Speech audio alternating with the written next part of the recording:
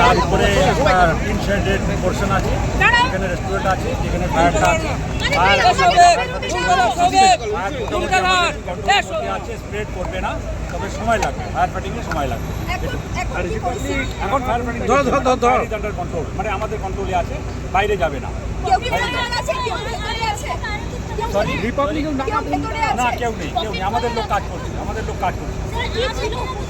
না সেটা এখন দেখা হচ্ছে ম্যাডাম। আমরা এখন ফায়ার ফাইটিং করছি, আমরা পরে দেখে আপনাদের আবার পরে দেখব। না না তেমন বোঝা যাচ্ছে, না বিস্ফোরণ হয়নি, না তেমন কিছু। Thank you. Fire brigade has done an excellent job, এবং সেই জন্য কিন্তু এখনো পর্যন্ত ভেতরে কেউ আটকে নেই, nobody has been trapped inside, কারোর সেরকম কোনো মেজর ইনজুরি হয়নি। এবং সেই হিসেবে দেখতে গেলে এর ভেতরে যে আটকে থাকা 4টে গ্যাস সিলিন্ডার, সেটাও কিন্তু আমাদের পুলিশের একজন এসআই তিনি অত্যন্ত সাহসিকতার সঙ্গে সেগুলোকে বার করে দিয়েছেন, যার ফলে ফার্দার ফায়ার ব্রেকআউটের কোনো সম্ভাবনা নেই। টোটাল এটা দেখুন, এটা আমাদের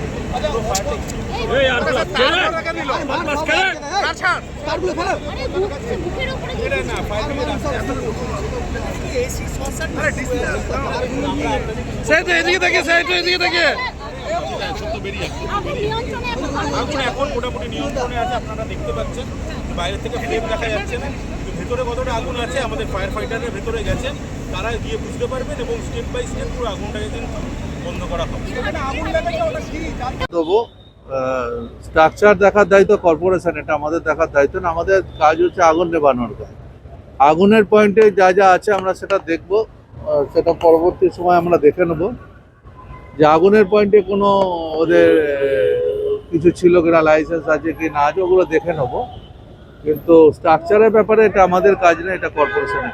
লাস্ট কোয়েশ্চেন, এই পার্ক স্ট্রিট এখানেই স্টিফেন কোর্টের মতো আগুন 2010 সালে হয়েছে, 43 জন মারা গেছে, এরপরেও আজকে একই রকমের পরিস্থিতি, সেই বহুতল, সেই ধোঁয়া। পার্ক স্ট্রিট বলে না, সারা বাংলা নিয়ে কালকে আমাদের একটা মিটিং ছিল, আমি ছিলাম, আমাদের এসিএস ছিল, ডিজি ছিল, সমস্ত ডিওপোদের আমরা বিশেষ করে সাউথ বেঙ্গলে সবাইকে ডেকেছিলাম।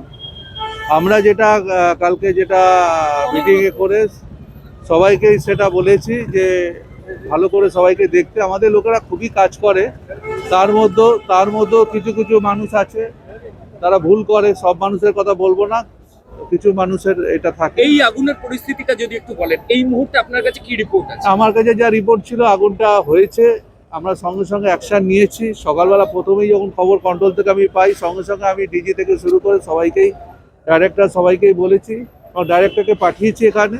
আমরা খুব গুরুত্ব দিয়ে দেখছি ব্যাপারটাকে, এবং এটা যাতে আগুনটা, প্রথম কাজ হচ্ছে আমাদের আগুন নেভানো, তারপরে পরবর্তী সময় অন্য ব্যাপার। ভেতরে কেউ আটকে নেই এটা নিশ্চিত করে গেছে?